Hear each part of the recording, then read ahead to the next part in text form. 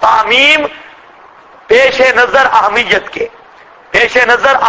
کے تخصیص بعد تعمیم، صلوات میں بھی رحمت تھی اور لفظ رحمت کا جدا ذکر کیا تو یہ از قبیلہ تخصیص بعد تعمیم، تاکید شمول کے لیے اور عموم کے لیے۔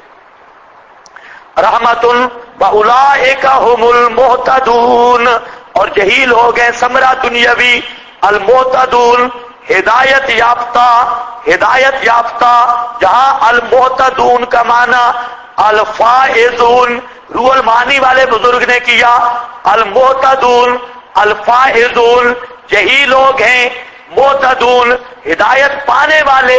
بھئی ہدایت یافتہ تو ہیں، پہلے بشر الصابرین الذین اذا اصابتہم، یہ تو سارے کمال کے لوگوں کا تذکرہ ہے، تو جہاں المہتدون بمعنی کیا ہے الفائزون، بس یہ ختم ہو گیا جی۔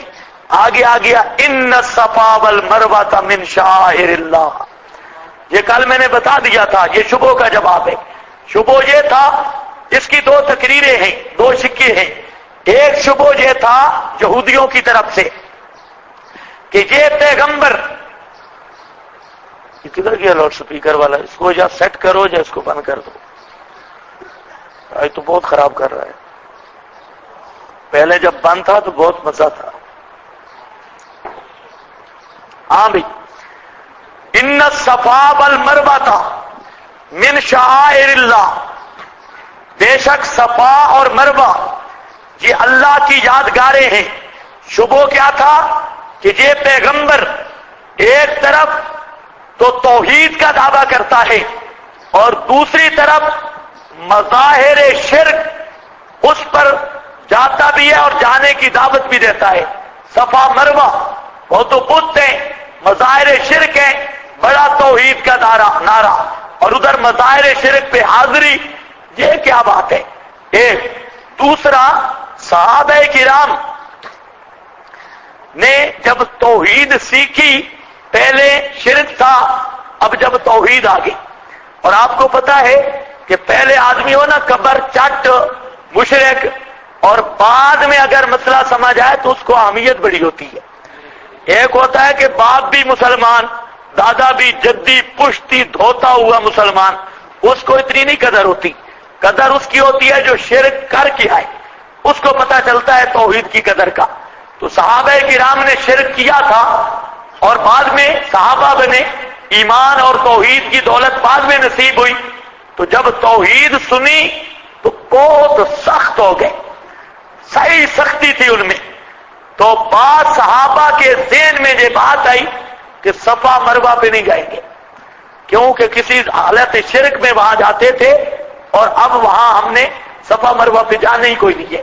وہ شرک بت تھے، اساف اور نائلہ، وہاں پر مشرکین ان کو بوسے دیتے، چومتے، طواف کرتے، تو وہ مسلمان صحابہ نے کہہ دیا کہ ہم نہیں جائیں گے صفا مروہ پہ۔ دل میں بات ہے، اللہ نے یہود کے پراپیگنڈے کا بھی جہاں جواب دیا اور صحابہ کرام کے خیال کا بھی جواب دیا، ان کا بھی ازالہ کیا۔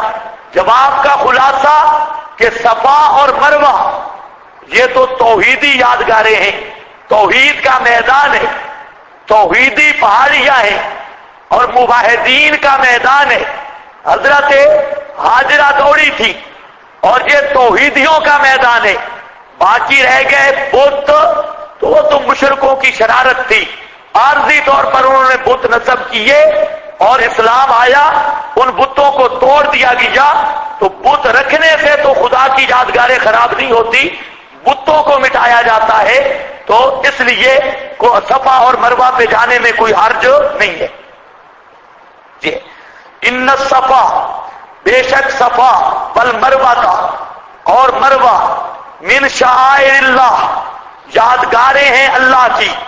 فمن حج البیت، بس جو شخص حج کرے بیت اللہ کا، اب اعتمر یا عمرہ کرے، فلا جناح علیہ، بس کوئی گناہ نہیں اوپر اس کے، ان یطوف بہما، یہ کہ طواف کرے ان دونوں کا، جہاں طواف سے مراد دوڑ ہے، سعی بین الصفا والمروہ، ومن تتبع خیرن، اور جس نے تتبع کیا خوشی سے، خیرن کوئی نیکی، یا خیرن عام ہے، اور تتبع کا معنی ہے خوشی کے ساتھ، دل سے کی کوئی نیکی، فإن اللہ، بس بے شک اللہ، شاکر علیم، قدردان، علیم، جاننے والا ہے۔ اس کو بند کرو یار، ویسے بند کرو۔ شاکر علیم، قدردان، علیم، جاننے والا ہے۔ ان الذین یکتمون، ایسے خامخواہ گلا خراب ہو رہا ہے۔ ان الذین یکتمون، بے شک وہ لوگ، یکتمون، جو چھپاتے ہیں، ما انزلنا من البینات، وہ جو اتارا ہم نے، من البینات، واضح دلائل سے، والہدا، اور ہدایت نامہ، من بعد ما بیناہ، بعد اس کے کہ بیان کیا ہم نے اس کو، للناس، واسطے لوگوں کے، فی الکتاب، کتاب میں، اولئک، یہی لوگ ہیں، یلعنہم اللہ، لعنت کرتا ہے ان پر اللہ، ویلعنہم اللاعنون، اور لعنت کرتے ہیں لعنت کرنے والے، لعنت کرتے ہیں ان پر اللہ، اور لعنت کرتے ہیں ان پر لعنت کرنے والے۔ مسئلہ بیان ہو گیا، اور یہودیوں کی عادت بیان ہو گئی، من کتم شہادتن، علماء یہود وہ مسئلہ چھپاتے، اللہ نے حکم بیان کیا، فرمایا تعویل قبلہ کا مسئلہ ہو، یا صفا مروہ کا ہو، یا دین کا کوئی ضروری مسئلہ ہو، اس کے لیے حکم ذکر کیا، ان الذین یکتمون، یا الذین عموم کے لیے ہے، الذین عموم کے لیے ہے، ان الذین، یہ آواز آ رہی ہے یا نہیں؟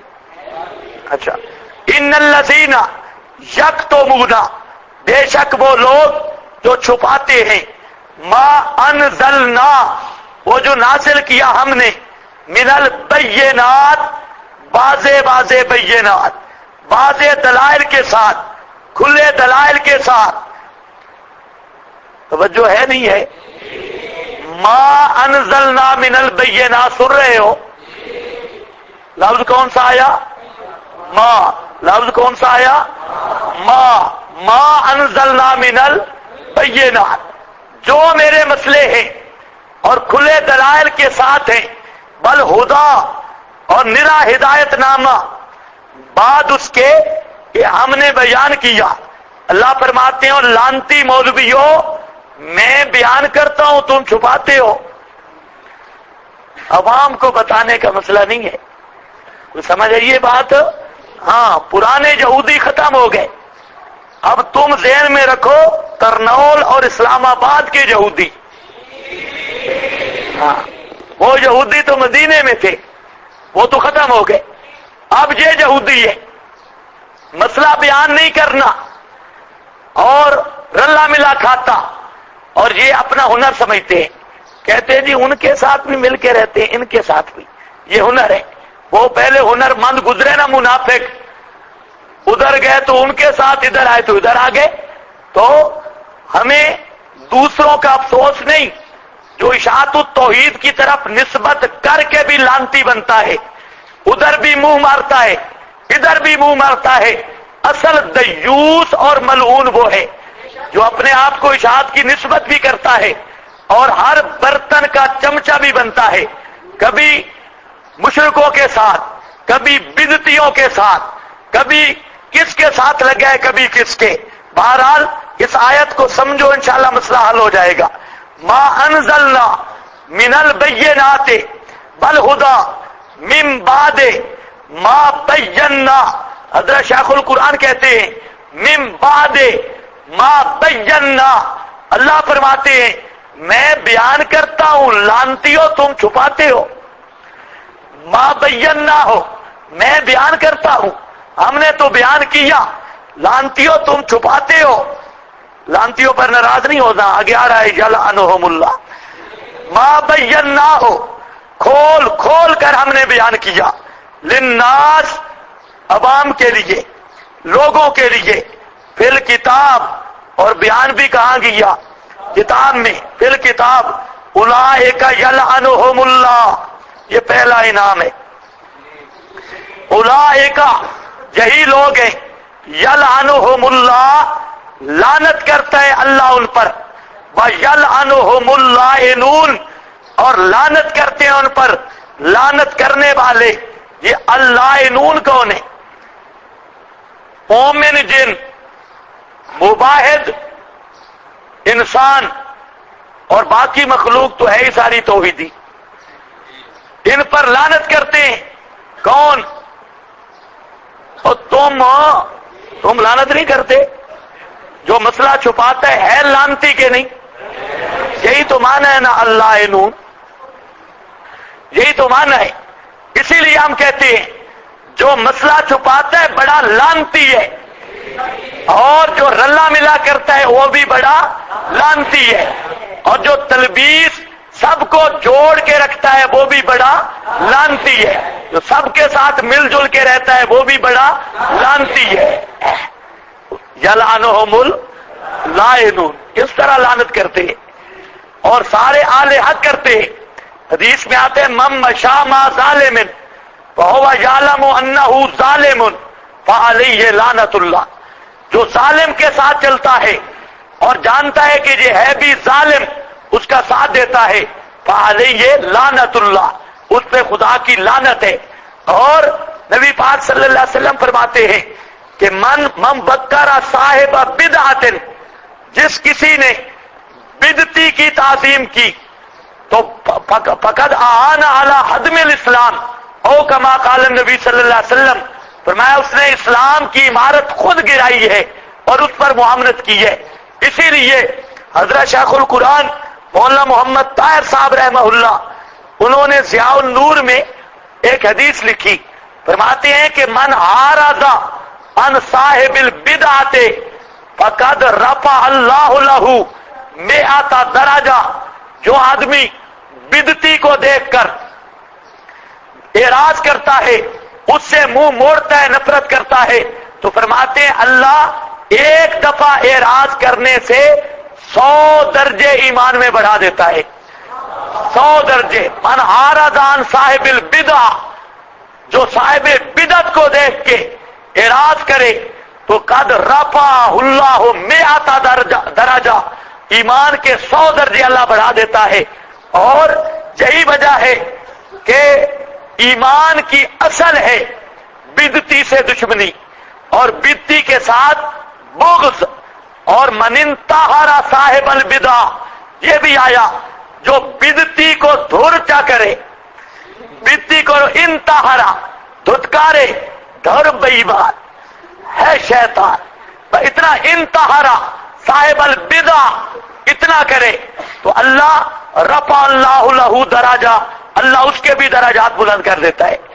اور بدعتی سے اعراض کرنے سے درجے بلند، بدعتی کی صحبت سے بچنے پر درجے بلند، بدعتی کی توہین کرنے پر درجے بلند۔ اور یہی وجہ ہے حضرت عبداللہ ابن عمر، آدمی نے کہا فلانا آدمی تجھے سلام کہہ رہا تھا مشکان، فرمایا لا تکرہ، میرے سلام نہ کہنا، کیوں؟ سمیت انہ بدعی، میں نے سنا ہے وہ بدعتی ہے، اور بدعتی کو سلام کرنا یہ ہماری ایمان کی غیرت کے بھی خلاف ہے۔ سمجھ بات آ رہی ہے؟ یہ تو ادھر دم مارتا ہے، سلام علیکم جی، سلام علیکم جی، سلام علیکم جی، سلام علیکم جی، اور ادھر بھی سلام علیکم جی۔ یہ سلام علیکم اصل منافق ہے، یہ جو ہر طرف پھر رہا ہے نا سلام علیکم، یہ اصل زندیق ہے اور مسئلے پر پردہ ڈالنے والا۔ بات صاف ہے، قرآن نے کہا مشرک کا جنازہ نہیں، ما کانا للنبی والذین، یہ تو کہتا نہیں برادری ہے فلانا ہے، تو پھر صاحب کہہ دے قرآن کو نہیں مانتا۔ آج کل تو تحقیق ہی نہیں ہوتی، جو مرا جو ٹھیک ہے جی، اور بعد میں کہتے ہیں میں نے وضو ہی کوئی نہیں کیا تھا، وضو بھی کوئی نہیں کیا تھا، یہ بھی کہتا ہے۔ تو بات صاف ہے، مسئلہ کھل کے بیان کرو۔ اور جس مسئلے کی ضرورت ہے، پہلے جو اشاعت التوحید کے علماء تھے کھل کر مسئلہ بیان کرتے، حضرت شیخ القرآن کہتے ہیں، وہ دورے میں بھی حضرت کا بیان موجود ہے، فرماتے ہیں میں جب پنڈی آیا تو پنڈی میں دیوبندیوں کی ایک مسجد نہیں تھی، پورا پنڈی خالی تھا، ایک مسجد نہیں تھی۔ تو وہاں پر قلعے والی مسجد کا جو امام تھا مشرک تھا، گولڑے والوں کا مرید تھا، تو کہتے ہیں کہ میں جہاں آیا تو میں دعا کرتا یا اللہ کوئی جگہ مجھے مل جائے مسئلہ بیان کرنے کے لیے کہ مسئلہ میں بیان کروں۔ تو کہتے ہیں کہ وہ امام جو تھا قلعے والی مسجد کا وہ بھاگ گیا، اس نے کوئی غلطی کی جائے، بہرحال جو بھی تھا تو وہ وہاں سے نکل گیا۔ وہ نکل گیا تو میرے پاس آ گئے، انہوں نے کہا کہ ادھر ایک پٹھان مولوی رہتا ہے، وہ پٹھان تھا تو نہیں مولانا غلام اللہ خان، لیکن وہ پٹھان کہتے، پشتو ششتو بھی آتی تھی، تو یہ پٹھان مولوی ہے، اس کو کہو۔ تو آ گئے ان کے پاس، جمعہ آ گیا تو جمعہ پڑھانے والا آدمی کوئی نہیں تھا، تو وہ آ گئے شیخ القرآن رحمہ اللہ کے پاس اور کہتے ہیں کہ ہمارا امام صاحب نے آپ جمعہ تو پڑھا دے۔ انہوں نے کہا ٹھیک ہے، انہوں نے جمعہ پڑھایا تو کہتے ہیں کہ میں بھی تھوڑا سا، میں نے کہا چلو ان کو پہلے قریب کر لوں، مسئلہ بعد میں بیان کروں گا، ذہن میں بات ہے، اپنی بات خود سناتے ہیں کہ پہلا جمعہ کچھ نہیں کہتا۔ چلو بہرحال میں نے سنایا، انہیں پسند آ گیا، انہوں نے کہا کہ اس طرح کرو کہ آپ مستقل ہمارے امام بنے۔ شیخ نے کہا میں امام بنتا ہوں لیکن میری شرط ہے، تنخواہ نہیں لیتا، بس صرف یہ ہے کہ میں جو مسئلہ بیان کروں گا وہ آپ ناراض نہیں ہوں گے، قرآن حدیث سے بیان کروں گا اور آپ ناراض نہیں ہوں گے۔ شیخ القرآن رحمہ اللہ فرماتے ہیں کہ مسئلہ میں نے شروع کیا لیکن میٹھا میٹھا، خود کہتے ہیں حضرت مولانا حسین علی صاحب رحمہ اللہ کو بھی پتہ چل گیا، وہاں پر مولانا عبدالرؤوف صاحب تھے، انہوں نے کہا استاد جی غلام اللہ خان بھی مسئلہ چھپاتا ہے، انہوں نے شکایت لگا دی مولانا حسین علی صاحب کو کہ وہ بیان کر رہا، وہ واضح بیان نہیں کرتا، شیخ القرآن جو خود بیان کر رہے ہیں کہ میری شکایت لگ گئی۔ استاد آئے ہوئے تھے پنڈی گھیر، یہ قریب ہے پنڈی گھیر، تو استادوں نے تار کی کہ کل ہم آپ کے مہمان ہیں۔ میں سمجھ گیا، اعلان کر دو کل جلسہ بھی ہوگا قلعے والی مسجد میں اور ہم آپ کے مہمان بھی ہیں۔ تو شیخ القرآن صاحب کہتے ہیں میں ڈر گیا، میں نے کہا ان لوگوں کو بڑی مشکل سے میں نے قریب کیا اور مولانا حسین علی صاحب آ رہے ہیں، تو سوال نہیں پیدا ہوتا کہ کوئی جھگڑا رولا نہ پڑے۔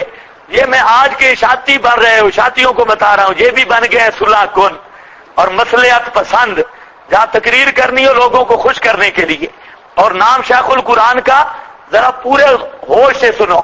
شیخ کہتے ہیں کہ دوسرا دن تھا، بس مولانا حسین علی صاحب، سید عنایت اللہ شاہ صاحب، مولوی عبدالرؤوف صاحب اور قاضی شمس الدین، یہ سارا گروپ پہنچ گیا پنڈی۔ جہاں پر پہنچے تقریریں شروع ہوئی، میں نے عنایت اللہ شاہ صاحب کی مدد کی، میں نے کہا لوگ مسئلہ سمجھ رہے ہیں تو تھوڑا سا رعایت کرنی ہے۔ شاہ صاحب ہنس پڑے، قاضی صاحب تھے وہ بھی ہنس پڑے، مولانا بیمار تھے مولانا حسین علی صاحب، تو کہتے ہیں میں ادھر کمرے میں لیٹتا ہوں اور میں تھوڑا سو لوں، تم تقریریں کرو پھر میں کرتا ہوں۔ تو اب سوئے نہیں، کمرے میں لیٹ گئے، ان کی تقریریں سو رہے تھے، یہ کیا کہتے ہیں تقریر، سارے شاگرد تھے سوئے رہے چارپائی پہ۔ تو آئے، انہوں نے تقریر کی، عنایت اللہ شاہ صاحب نے تقریر کی۔ شاہ صاحب کی جوانی کی تقریریں تو پھر خطیب تھے بڑے غضب کے، تو تقریر کیا پورا جادو تھا۔ شاہ صاحب کی جو جوانی کی تقریریں ہیں تو ایسا کوئی خطیب نہیں گزرا، بہت بڑے خطیب اور تھے بھی بڑے باعمل۔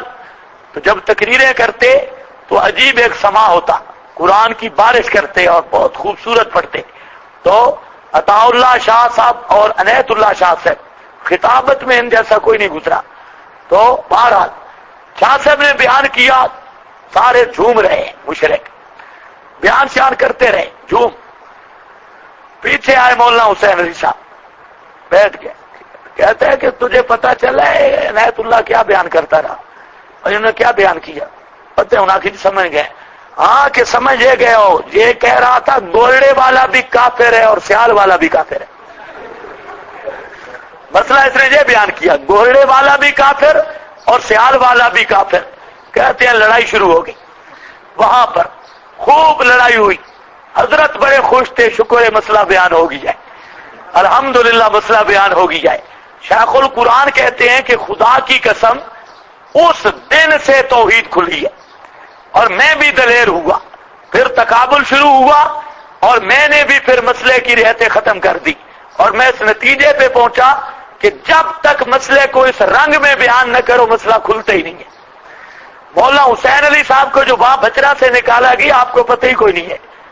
وہ اصل مسئلہ یہ تھا کہ مولانا حسین علی صاحب مسئلہ تو سمجھاتے تھے لیکن لوگ توجہ نہیں کرتے تھے. ایک آدھ مرید بنا حضرت کا, بہت مسئلہ بھی سمجھا. تو ایک دن حضرت بیٹھے تھے مسجد کے صحن میں, تو ملک جو تھے وہاں بچرا کے بڑے چودھری ملک, ان کی زنانیاں جا رہی تھی کٹھی ہو کے, نظر بنی ہوئی تھی مزار پہ. تو حضرت صحن میں بیٹھے تھے, تو وہ دیہاتی ماحول تھا. تو حضرت نے پوچھا کدھر جا رہی ہو؟ انہوں نے کہا جی مزار پہ منت مانی ہے. ساری مولانا ٹھیک ہے. جب سارے وہ ملک کٹھے ہو گئے, مولانا حسین علی صاحب نے کہا کہ ملکو تم سب, تمہارا نکاح کوئی نہیں ہے, اور اگر میرا بس چلے تو تمہاری زنانیوں کو بغیر تمہاری طلاقوں کے آگے میں پرنا دوں, نکاح کرا دوں, تمہارا کوئی نکاح نہیں. بس جہاں سے لڑائی شروع ہوئی اور پھر مولانا کو وہاں سے نکالا. وہ جو مرید تھا مولانا کا وہ بھی چھوڑ گیا, شاگرد جو تھا وہ چھوڑ گیا, مسئلہ وہ سمجھا ہوا تھا, وہ بھی بھاگ گیا. تو ایک دن ایسے ہوا کہ مولانا حسین علی صاحب آ رہے تھے, بڑے بائیکاٹ ہوئے خانوں کے ساتھ, ملکوں کے ساتھ, بہت جھگڑے بنے. تو مولانا آ رہے تھے تو وہ مرید جو تھا وہ دیکھ رہا تھا حضرت کو. تو وہاں جو ہوتے ہیں نا نالے پانی والے, چھوٹا نالا, تو اس نے دیکھا حضرت آ رہے ہیں, وہ کھیتوں میں تھا, تو وہ نالے کے اندر سو گیا کہ حضرت کو پتہ نہ چلے. مولانا تو دیکھ رہے تھے, قد بھی اونچا تھا مولانا حسین علی صاحب کا, وہ دور سے دیکھ رہے تھے. تو پتہ چل گیا کہ وہ چھپا پڑا ہے. تو حضرت سیدھے آئے جہاں وہ پڑا تھا, اوپر آ کر کہتے ہیں السلام علی من اتبع الہدی. تو وہاں وہ کہتا ہے نیچے پڑا ہے. تو حضرت کہتے ہیں بے ایمان تجھے کیا ہوا ہے, تو مسئلہ سمجھا ہوا ہے. کہتے ہیں استاد جی یہ بات بتاؤ, مسئلہ بیان کرنے کا بھی کوئی تک ہوتا ہے. یہ جو تو مسئلہ بیان کرتا ہے یہ مسئلے کا یہ انداز ہے, بہترین مسئلہ بیان ہو رہا تھا, اور تو نے یہ کیوں کہا کہ ان کی زنانیوں کا نکاح کوئی نہیں ہے, اور یہ سارے مرتد ہیں, اور یہ کہنا ضروری تھا. تو مولانا ہنسے اپنی بولی میں کہتے ہیں مارا اے 10 وقت توحید کھلی ہے کہ نہیں, توحید والا مسئلہ رڑے تے چڑھا ہے کہ نہیں. اے 10 مطلب ہے کہ توحید واضح ہوئی ہے یا نہیں ہوئی مسئلہ. تو یا اشاعتی کہلوانا چھوڑ دو, یا اشاعتی اکابر نے جیسے مسئلہ بیان کیا ہے اسی طرح مسئلہ بیان کرو, دیوس بن کے مسئلہ بیان نہ کرو. کوئی سمجھ ہے یہ بات؟ ہاں, اشاعتی توحید وہی ہے جو نبیوں نے بیان کی ہے, اور وہاں کوئی رعایت نہیں کسی کی بھی. اب یہ رعایت ہو رہی ہے, نرمی ہو رہی ہے, اولئک یلعنہم اللہ, یہی لوگ ہیں لعنت کرتا ہے ان پر اللہ, وَيَلْعَنُهُمُ اللَّاعِنُونَ, اور لعنت کرتے ہیں ان پر لعنت کرنے والے مواحد بندے, جن انسان سارے اس مولوی پہ لعنت کرتے ہیں جیسے آپ کر رہے ہیں کہ جو مولوی مسئلہ نہیں بیان کرتا یا اللہ اس پہ لعنت کر. اِلَّا الَّذِينَ تَابُوا, ہاں ایک شرط ہے, اِلَّا الَّذِينَ, ایک استثنائی صورت, مولوی توبہ کر لے, آئندہ مسئلہ بیان کرنا شروع کر دے تب بچے گا. اِلَّا الَّذِينَ تَابُوا, مگر وہ لوگ تابو جو توبہ طیب ہو گئے, تابو اس حرکت سے رجوع کر لیا, مسئلہ چھپایا نہیں, وَأَصْلَحُوا, اور اصلاح کر لی. کیا مطلب؟ مولوی کی توبہ کی 3 شرطیں ہیں. پہلی چیز کتمان والا کرتوت چھوڑ دیا, وَأَصْلَحُوا, دوسری چیز اصلاح کر دی, جتنی خرابی مچائی تھی نا وہ لوگوں کو بتایا کہ میں نے اب تک جھوٹ بولا ہے اور یہ میں نے خرابی کی ہے, وہ لوگوں کی اصلاح کرے. جو خرابی مچائی, چاہے وہ تحویل قبلہ کا مسئلہ چھپا رہا تھا, یا صفا مروہ کو سامنے رکھ کے اعتراض کر رہا تھا, یا اور مسئلہ نیازات کا، الہ کا، سما کا کوئی مسئلہ چھپا رہا تھا، ما انزلنا من البینات والہدی، سارا عام ہے، تو وہ کہے بھائیوں مجھ سے غلطی ہو گئی، یہ مسئلہ یوں ہے، وَبَيَّنُوا، اور بیان کریں، اعلان، سٹیج پہ توبہ کرے مولوی تب قبول ہوگی، جو خرابی کی اصلاح کرے اعلان بھی باقاعدہ کرے، بیانو بیان کرے، فَأُولَئِكَ، اور یہ ثمرہ توبہ کا یہی لوگ ہیں کہ رجوع کرتا ہوں میں اوپر ان کے، اور میں بار بار توبہ قبول کرنے والا، رحم کرنے والا ہوں۔ بے شک وہ لوگ کفروا، جنہوں نے مسئلہ نہیں مانا، وماتوا، اور مر گئے، ان الذین کفروا اے فی الپاکستان، ان الذین کفروا اے فی الپاکستان، ان الذین یعنی غیر پاکستان، وہ غیر پاکستان، پاکستان نہیں، وہ مولوی بیان کر رہا تھا نا، الذین کفروا غیر پاکستانی اور الذین آمنوا پاکستانی، الذین آمنوا پاکستانی، یہاں نہیں، ان الذین کفروا، بے شک وہ لوگ جنہوں نے مسئلہ نہیں مانا، وماتوا، اور مر گئے، وہم کفار، اس حال میں کہ وہ مسئلے کے منکر تھے، اولئک علیہم لعنت اللہ، وہی لوگ ہیں ان پہ اللہ کی لعنت ہے۔ پہلے فرمایا جو چھپا رہے ہیں ان پہ خدا کی لعنت، اب فرمایا جو انکار کر رہے ہیں ان پہ خدا کی لعنت، علیہم لعنت اللہ، یہ اسمیت جملہ ہے، کیونکہ پہلے آپ دیکھو یلعنہم اللہ، اسی فعلیہ کو بدلا گیا اسمیہ سے، اسمیت جملہ میں دوام و استمرار ہوتا ہے، یہاں پر فرمایا کہ میری لعنت ان سے ہٹتی نہیں ہے، لعنت بار بار ہوتی ہے، اسمیت جملے کا یہ مطلب ہے بار بار لعنت ہے، لعنت اللہ والملائکۃ والناس اجمعین، یہ اللعنون کی تفسیر آ گئی، فرشتوں کی لعنت، سارے لوگوں کی لعنت، موحدین مرادیں، خالدین فیہا، ہمیشہ رہیں گے اس میں، بلا اس میں، کس میں؟ لعنت میں، لا یخفف، سمرا نہیں ہلکا کیا جائے گا ان سے عذاب، ولا ہم ینظرون، اور نہ وہ ینظرون وہ ڈھیل دیے جائیں گے۔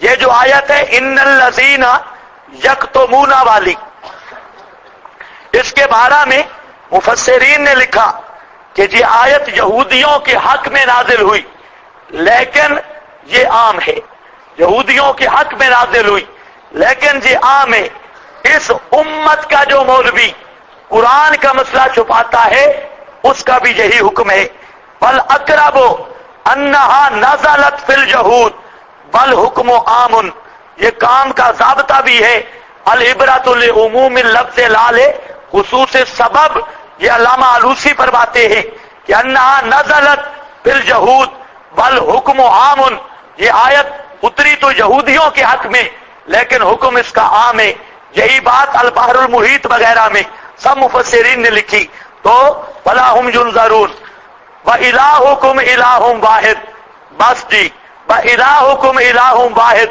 پھر دوسری دفعہ دعوے کا ذکر آ گیا، جہاں تک آپ نے دو مضمون پڑھے، ایک مضمون پڑھا توحید کا، دوسرا مضمون پڑھا رسالت کا۔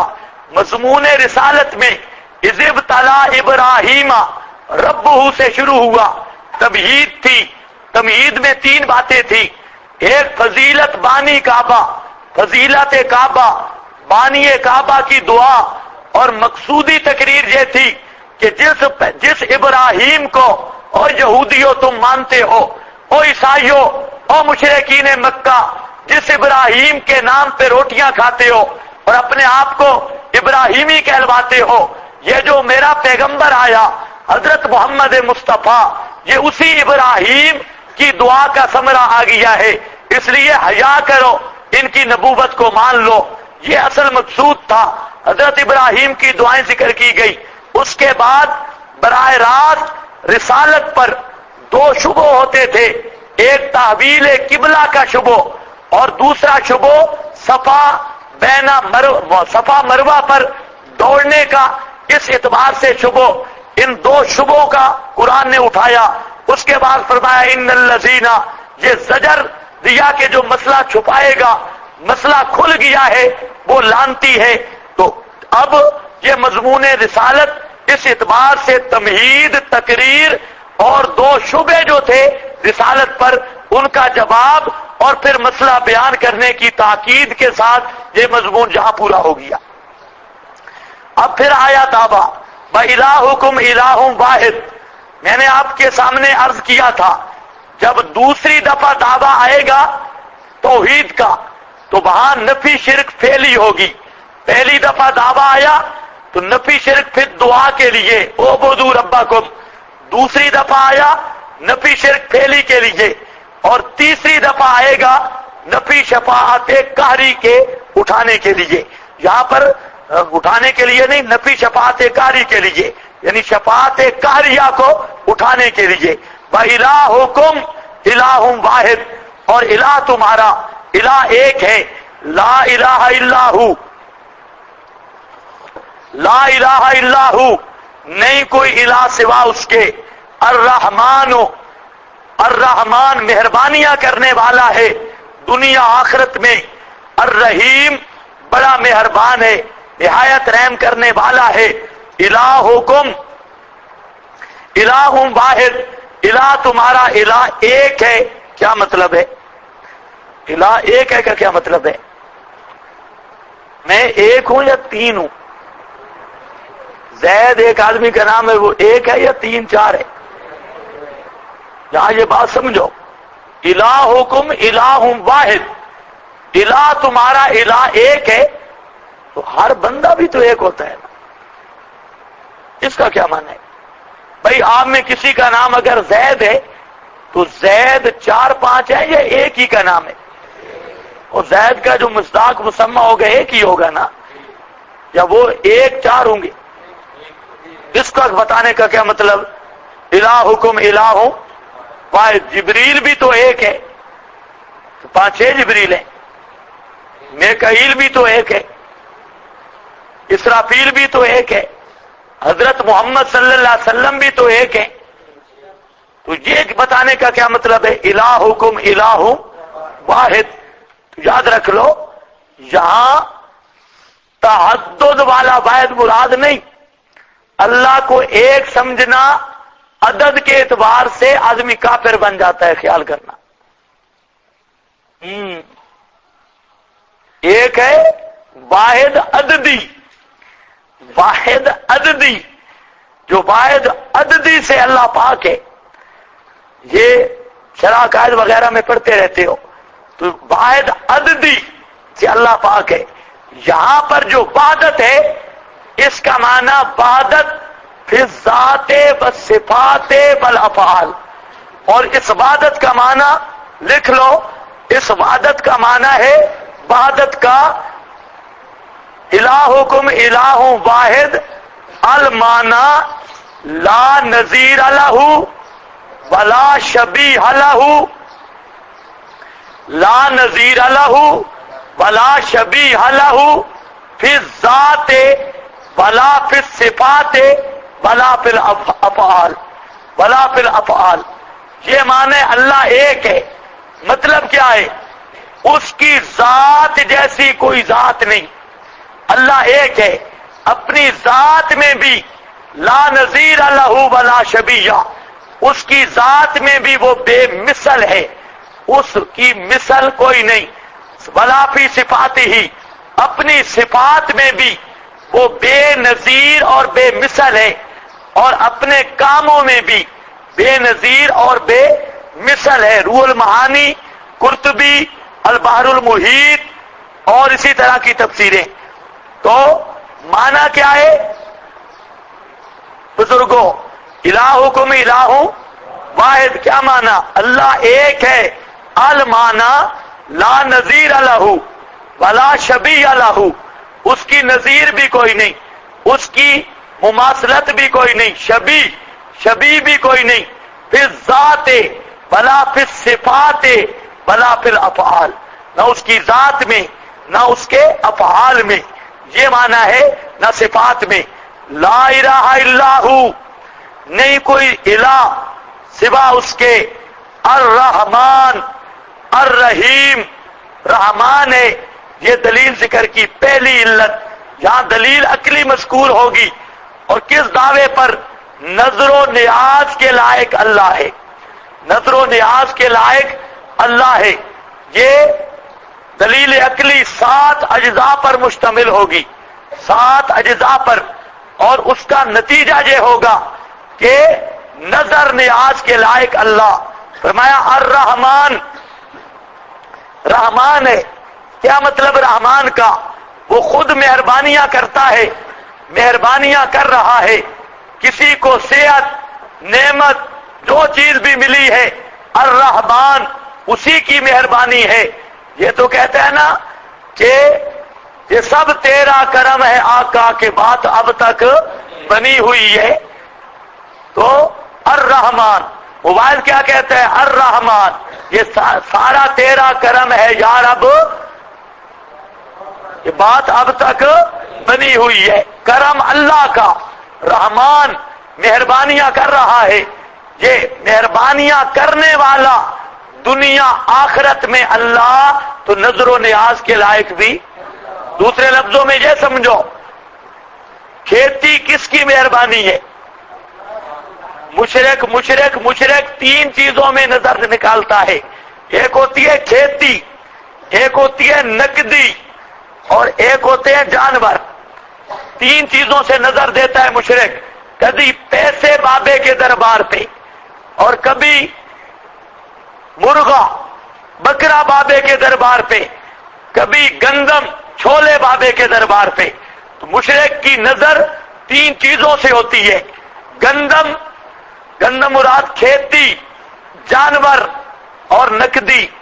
اب ذرا خیال کرو، الرحمن اللہ نے فرمایا مہربانیاں میں کرتا ہوں.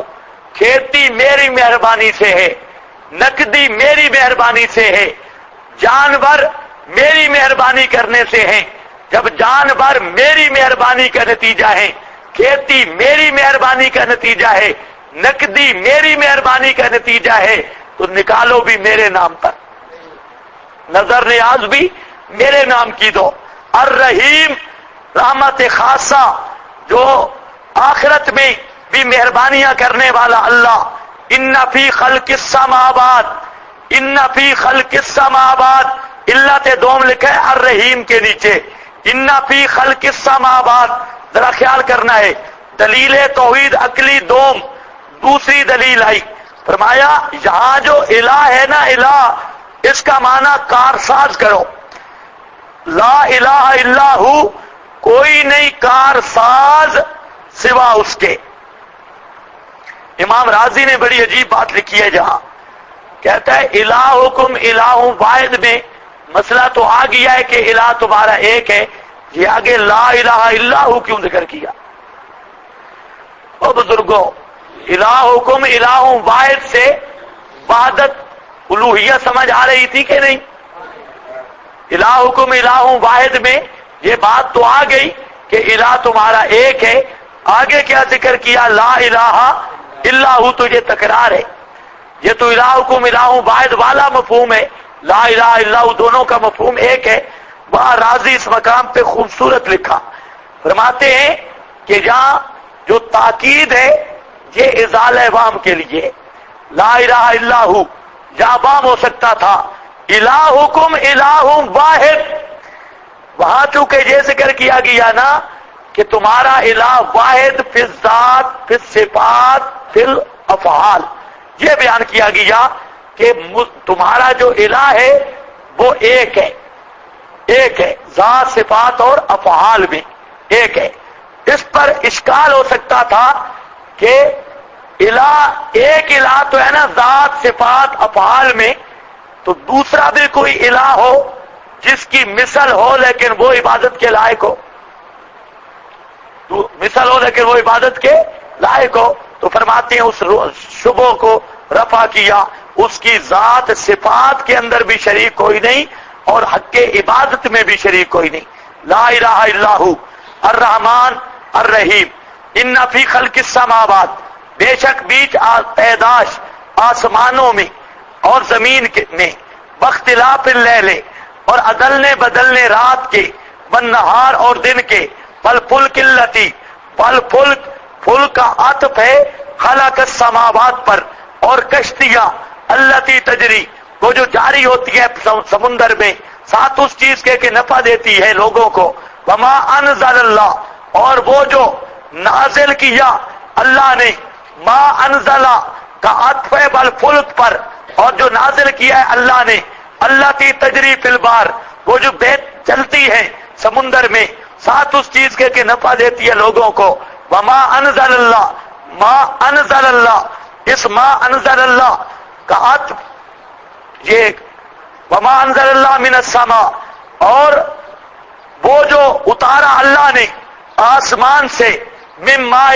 کوئی پانی، فاحیا بہ الارض، بس زندہ کیا ساتھ اس کے زمین کو بعد اس کے غیر آبادی کے، وبثا فیہا، یہ جو بثا فیہا اس کا عطف ہے انزلہ پر، ما انزلہ اس پہ عطف ہے، وبثا فیہا، اور پھیلائے زمین میں، من کل دابۃ، ہر قسم کے چوپائے، وتصریف الرحا، اور پھیرنا عدلنا بدلنا ہواؤں کا، تصریف الرحا کا بھی عطف ہے انزلہ پر، ما انزلہ پر، اسی پر تصریف الرحا ما انزلہ پر عطف ہے، تصریف الرحا، اور عدلنا بدلنا ہواؤں کا، والسحاب المسخر، اور بادل جو کا تابع فرما کیا ہوا ہے، بین السماء آسمان اور زمین کے، لآیات، یہ تنوین تفخیم کی ہے، بڑی عظیم و شان دلائل ہیں، لقوم یعقلون، مستفیدین، فائدہ اٹھانے والے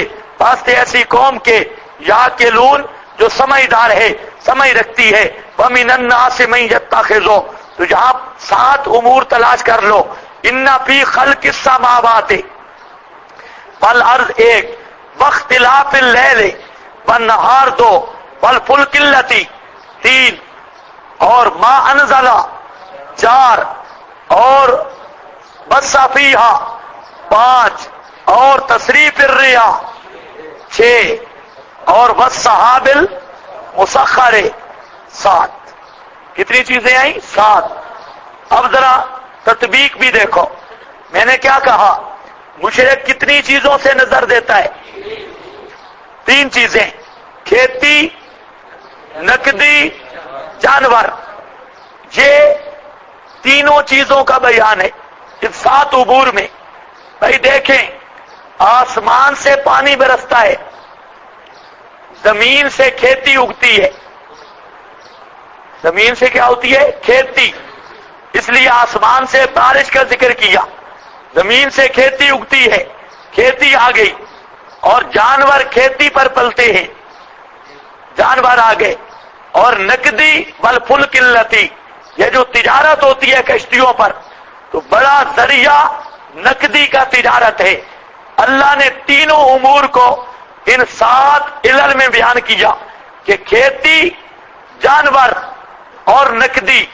خلاصہ یہ ہے کہ اوے مشرکو، نقدی دینے والا میں، کھیتیوں کی آبادی کا سامان کرنے والا میں، جانوروں کو پیدا کر کے ان کی خوراک کا انتظام کرنے والا میں، یہ سارا کام میرا، تو پھر نظر بھی میرے نام کی اور منت بھی میرے نام کی۔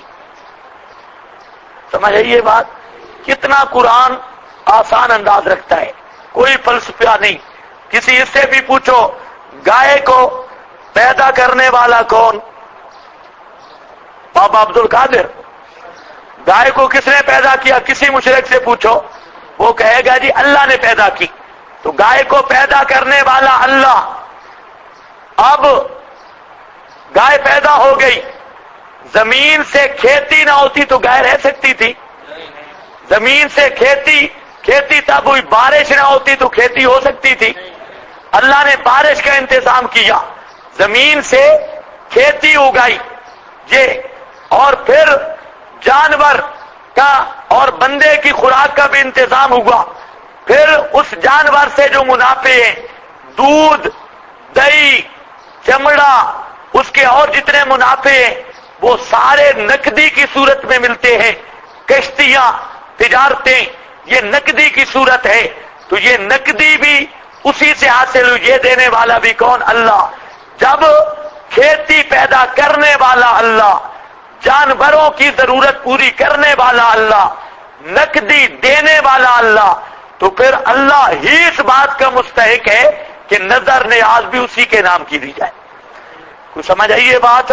یہ ہے نفی شرک پہلی۔ دیکھ لو امور، گن لو، آسمانوں اور زمین کی پیدائش، رات دن کا اختلاف، عدلنا بدلنا، رات کا بڑا ہونا، دن کا چھوٹا ہونا، رات کا اندھیرا ہونا، دن کا چاندنا ہونا، کشتیوں کا سمندر میں چلنا، بما ينفع الناس، سامان لے کر تجارت کا، اور آسمان سے بارش کا اتارنا، زمین کا زندہ کرنا یعنی کھیتیوں کا اگانا، اس میں کل دابہ جانوروں کا پھیلانا، ہواؤں کو چکر پھیر دینا، بادلوں سے بارش برسانا، یہ سارے کام اللہ کے، تو نظر نیاز کے لائق اللہ۔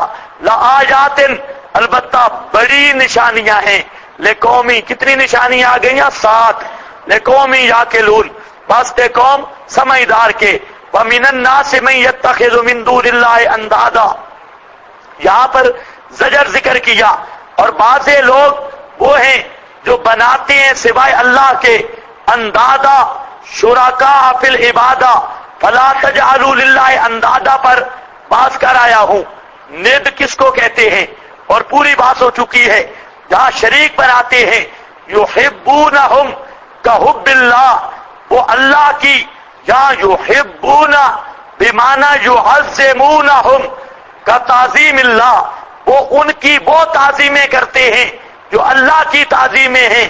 والذین آمنوا، اور وہ لوگ جو ایمان لائے، اشد حبا للہ، سخت ہیں از روح محبت کے واسطے اللہ کے۔ اس آیت کو سمجھو بزرگوں، اگلی آیت بھی انتہائی مشکل ہے، اور یہ آیت بھی اللہ فرماتے ہیں بعض لوگوں میں سے وہ ہیں یتخذوا من دون اللہ اندادا، جنہوں نے بنا رکھے ہیں اللہ کے سوا کئی اللہ جیسے۔ اندادا کا کیا معنی؟ اللہ کے سوا کئی اللہ جیسے، ان کے کئی ایسی ہستیاں ہیں جن کے ساتھ اللہ والا معاملہ کرتے ہیں۔ اللہ کی نظر بھی، بابے کی نظر بھی، اللہ کی قربانی بھی، بابے کے نام کا بکرا بھی، اللہ جیسے بنا رکھے ہیں۔ جی وہ کیسے؟ یحبونہم کحب اللہ، کیا مطلب ہے اللہ جیسے بنائے؟ یہ اندادا، اتخاذ انداد کی تفسیر ہے۔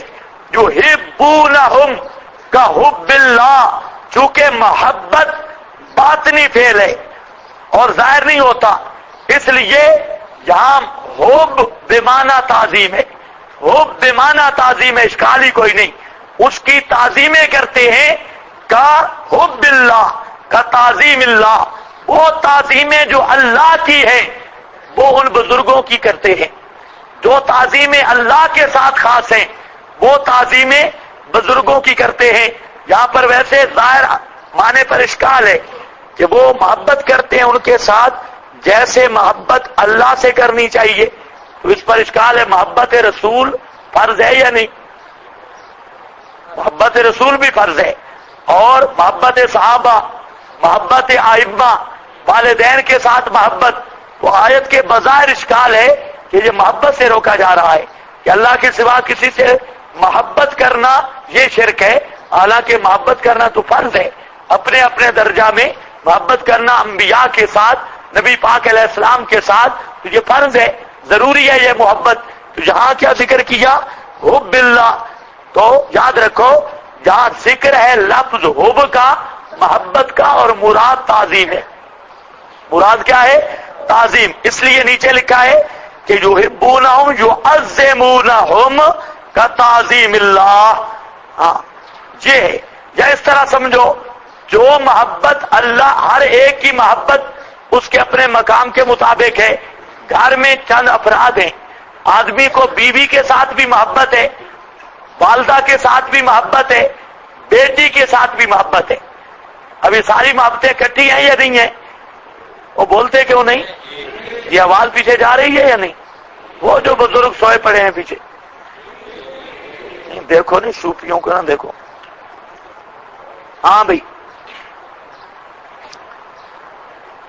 یہ پنکھا جو زیادہ شور مچا رہا ہے اس کو بند کر دو، اتنی گرمی نہیں ہے، اس کو بند کر دو.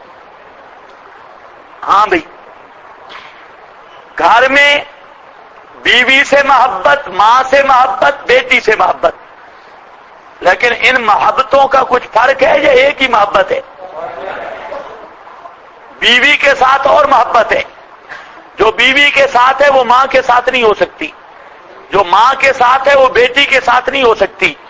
محبت تو سب کے ساتھ ہے، لیکن بیوی کی محبت کا تقاضا کچھ اور ہے، ماں کی محبت کا تقاضا کچھ اور ہے، بیٹی کی محبت کا تقاضا کچھ اور ہے، شاگردوں کی محبت کا تقاضا کچھ اور ہے، اساتذہ کی محبت کا تقاضا کچھ اور ہے. محبت تو ہے لیکن متعلق بدلنے سے حکم بدل رہا ہے. اللہ سے محبت کرنے کا تقاضا کچھ اور ہے، رسول سے محبت کرنے کا تقاضا کچھ اور ہے. اللہ سے محبت کرنے کا تقاضا یہ ہے کہ اللہ کو وحدہ لا شریک مانا جائے، اللہ کو مشکلوں میں پکارا جائے، اللہ کے نام کی نظر و نیاز دی جائے اور اللہ کی ہر قسم کی عبادت کی جائے. اور رسول سے محبت کا مطلب یہ ہے رسول پر ایمان لایا جائے، رسول کی اتباع کی جائے، اپنے اعمال اور اپنے عقائد میں پیغمبر کی سنت کا متبع بنا جائے، نبی کے دین کی نصرت کی جائے، وہی پڑھایا جائے اور پیغمبر کریم صلی اللہ علیہ وسلم کے دین کی حفاظت کے لیے جان مال عزت سب کچھ قربان کی جائے. یہ نبی سے محبت ہے. اسی طرح صحابہ سے محبت. تو اللہ فرماتے ہیں یہ جو مشرک ہیں یہ میرے ساتھ جو محبت رکھنی تھی انہوں نے نبیوں کے ساتھ رکھ دی. محبت وہ میرا حق تھا، نظر نیاز میرا حق تھا، انہوں نے غیر اللہ کا شروع کر دیا. پکار میرا حق تھا، انہوں نے قبر والوں کو پکارنا شروع کر دیا.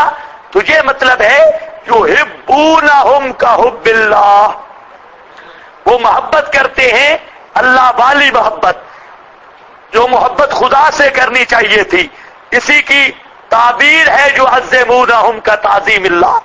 والذین آمنوا، اور جو ایمان لائے جنہوں نے مسئلہ مانا، اشد حبا للہ، وہ زیادہ مضبوط ہیں ادرو محبت کے، للہ اللہ کے لیے، للہ اللہ کے لیے. مشرک کو اپنے معبود سے اتنی محبت نہیں، مومن کو جتنی اپنے معبود سے محبت ہے. مشرک اور موحد کا فرق یہ ہے، مشرک کی جاری تمے تک، مشرک کی جاری تمے تک، تمہ سمجھتے ہو نا؟ ہاں، مشرک اپنے معبود سے بھی دغا بازی کرتا ہے، ایسا بے ایمان ہے، اس کی جاری تمے تک. اور موحد کی جاری توڑ پکی جاری ہے. اب دیکھیں بخاری شریف، احد کا مقام تھا جب نبی پاک علیہ السلام زخمی ہو گئے، گر گئے کھائی میں، اور صحابہ زخموں سے چور تھے. 70 صحابہ شہید ہو گئے، 70 سے زیادہ زخمی تھے، پورا میدان خون زار بنا ہوا تھا، اور نبی پاک علیہ السلام کے دانت مبارک شہید ہو گئے. حضرت عمر، حضرت صدیق، سارے صحابہ زخمی تھے، اور وہاں ایک جگہ پہ بیٹھے ہوئے تھے. ابو سفیان اس وقت مشرک تھا، اس نے چکر لگایا، راؤنڈ کیا، راؤنڈ کرتے ہوئے اس نے دیکھا کہ مسلمان نظر نہیں آ رہے. افواہ بھی پھیل گئی تھی کہ حضرت شہید ہو گئے ہیں، اور یہ افواہ بھی پھیلی کہ بڑے بڑے صحابہ شہید ہو گئے. ابو سفیان پہاڑی پہ چڑھ گیا، پہاڑی پہ چڑھ کے اس نے وہاں پر نعرہ لگایا، اس نے کہا اے نا محمد، محمد کہاں ہے صلی اللہ علیہ وسلم. حضرت عمر کھڑے ہوئے، نبی پاک علیہ السلام نے فرمایا بیٹھ جا، آپ کے ساتھ تھے، بیٹھ جا، جواب دینے کے لیے کھڑے ہوئے، بیٹھ جا. ابو سفیان پھر بولا اے نا ابو بکر، ابو بکر کہاں ہے؟ حضرت عمر پھر کھڑے ہونے لگے، آپ نے کہا اجلس، بیٹھ جا، بیٹھ گئے. اس نے پھر کہا اے نا عمر، عمر کہاں ہے؟ حضرت عمر پھر کھڑے ہوئے، آپ نے فرمایا بیٹھ جا، نہیں جواب دینا۔ بس ابو سفیان نے ادھر ادھر دیکھا، جواب کوئی نہیں۔ اب اس نے نعرہ لگایا، اصل اپنے مذہب والا نعرہ، مذہبی نعرہ، کہتے او لو ہبل، او لو ہبل، واہ بابا ہبل، تو نے ہماری امداد کی، ہبل زندہ باد، او لو ہبل، ہبل بابا زندہ باد، تو نے یہ مانا ایک او لو ہبل کا جو آپ نعرہ لگاتے ہیں ہمارا حضرت زندہ باد۔ تو ابو سفیان نے کہا اب ہبل بابا زندہ باد، تو پہنچا ہے نا مدد کو، سارے وہابیوں کا خاتمہ ہو گیا ہے، روز توحید توحید کرتے تھے، سارے ختم ہوئے۔ اب نبی پاک علیہ السلام نے حضرت عمر کو فرمایا کہ اب قم یا عمر، اب کھڑا ہو، کیونکہ اب مسئلہ توحید کا آ گیا ہے۔ پہلے وہ ذاتیات کی بات کر رہا تھا، اب بات آ گئی توحید کی، اور توحید پر جہاں ضرب لگے ایمان اجازت دیتے ہی نہیں خاموش رہنے کی۔ وہ کوئی سمجھ بھی آئی ہے یا نہیں آئی؟ ایمان پھر خاموش نہیں بیٹھنے دیتا۔ آپ نے فرمایا اب دفاع کرو۔ حضرت عمر کہتے ہیں کیا کہوں، کیونکہ مسئلہ توحید دین کا تھا اور صحابہ دین کا کام پوچھ کے کرتے تھے۔ یہ بریلویوں والا ذہن نہیں تھا کہ حرج کیا ہے جی، جو مکالہ کرتے جائیں حرج کیا ہے، حرج کوئی نہیں ہے، پوری نبی کی شریعت کے خلاف کر کے بھی حرج کیا ہے؟ حرج یہی ہے کہ شیطان کے بندے ہو، نبی کی غلامی چھوڑ کے شیطان اور خواہش نفس کے پیچھے لگے ہو، اس سے بڑی حرج کیا ہے؟ اگر تیری مرضی چلنی تھی تو نبی بھیجنے کا مقصد کیا ہے؟ نبی پاک بھیجنے کا تو مقصد ہی یہ ہے کہ تمہاری مرضیاں ختم ہیں، اب عبادت وہ ہوگی جو نبی پاک کے نقش قدم کے مطابق ہوگی، آپ کی غلامی میں کہتا جاتا ہے حرج کیا ہے جی، اس میں کیا حرج ہے؟ اس میں یہی حرج ہے کہ تو نے محمد الرسول اللہ کے برابر مقام کا دعویٰ کیا ہے۔ یہ عبادت بتانا محمد الرسول اللہ کا کام تھا، اور جو تو نے اپنی طرف سے باتیں بنانی شروع کر دی تو اس کا مطلب ہے تو نبوت کا مدعی بنا ہے۔ حد صرف اتنی ہے، اسی لیے امام مالک نے فرمایا من ابتدع فی الاسلام بدعہ فقد زعم ان محمد خان الرسالۃ، جو بدعتی ہے نیا کام کرتا ہے دین میں، اس کی حرج یہ ہے کہ اس کا یہ دعویٰ ہے کہ محمد صلی اللہ علیہ وسلم نے رسالت کے اندر خیانت کی ہے، خان الرسالۃ، رسول اللہ پہ خائن ہونے کا الزام لگاتا ہے، لیکن کہتے ہیں حرج کیا ہے؟ خود مدعی نبوت بنتا ہے لیکن کہتے ہیں حرج کیا ہے؟ پوری شریعت کو معطل قرار دیتا ہے لیکن کہتے ہیں حرج کیا ہے؟ اس میں کیا حرج ہے؟ تو حضرت عمر نے پوچھا کیا کہوں؟ آپ نے فرمایا ان کو کہو اللہ اعلی و اجل۔ اب پتہ چلے گا نا اشد حبا للہ کا۔ ابو سفیان نے سنا اللہ اعلی و اجل، اس نے کہا لنا عزا ولا عزا لکو۔ یاری پکی ہے یا کچی؟ چھوڑ گیا ہے نا، یہی ہے اشد حبا للہ۔ وہ مشرک تھا، پہلے کہا اولو حبل، ادھر جواب ایسا کہ چلو حبل چھوڑو، لنا عزا ولا عزا لکم۔ یہی حال ہوتا ہے مشرک کا، ایک قبر پوجے گا کام نہیں ہوا، بڑی امام پہ گیا کام نہیں ہوا، اور جی لاہور چلیے، ہوتا ہے کہ نہیں ہوتا؟ کدھر چلیے؟ لاہور، علی حجویری کی قبر پوج کے آیا ہے، کام نہیں چل رہا، جی ملتان چلیے، ملتان سے گیا، اور مواحد کام بنے یا نہ بنے، چلے یا نہ چلے، چاہے 18 سال گزر جائیں، 25 سال گزر جائیں، 120 سال گزر جائے، تب بھی ایک دروازے کو چھوڑنے کے لیے تیار نہیں ہوتا، دوسرے دروازے پہ جاتا نہیں۔ حضرت زکریا 120 سال کی عمر میں کھڑے ہیں، پھر بھی کہتے ہیں لم اکم بے دعائک رب شقیہ۔ حضرت ایوب 25 سال بیمار رہ کے فایوب اذ نادى ربہ انی مسنی الضر وانت ارحم الراحمین۔ حضرت یعقوب 40 سال تک کام نہیں بنا، لیکن انما اشکو بسی و حزنی الی اللہ۔ تجھے فرق ہوتا ہے مشرک اور موحد کا۔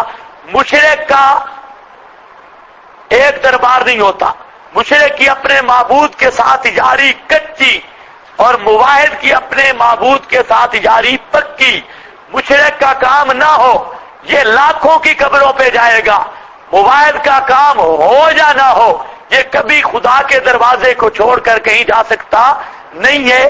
یہ معنی ہے تفضیل کا، والذین آمنوا اشد، وہ سمجھ رہے ہو یا نہیں؟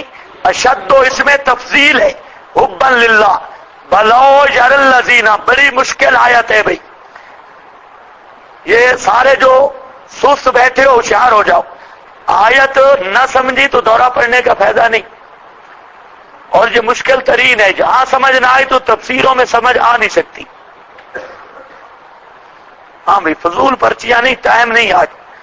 ولو جرا، یہاں پر دو تقریریں ہیں، لو شرطیہ ہے، لو یر الذین ظلموا، لو شرطیہ ہے یا لو برائے تمنی ہے، یہ لو برائے شرط یا لو برائے تمنا، تمنی، دونوں تقدیروں پر دو تقریریں ہوں گی، لو شرطیہ، لیکن جہاں پر اشکال ہے کہ لو شرطیہ کے لیے جزا ہوتی ہے، جبکہ جہاں جزا مذکور کوئی نہیں، لو تو ہے شرط کے لیے لیکن جزا مذکور کوئی نہیں، تو یہاں پر جزا معذوف نکالنی ہوگی، لما فعلوا، لما فعلوا، لیکن یہ لما فعلوا آپ کے پاس لکھا ہے، یہ آخر پہ نکالیں گے، پہلے اندر دیکھو لفظوں کو، لکھو شکھو نہیں، اندر دیکھو لفظوں کو، آیت کے لفظوں کو دیکھو۔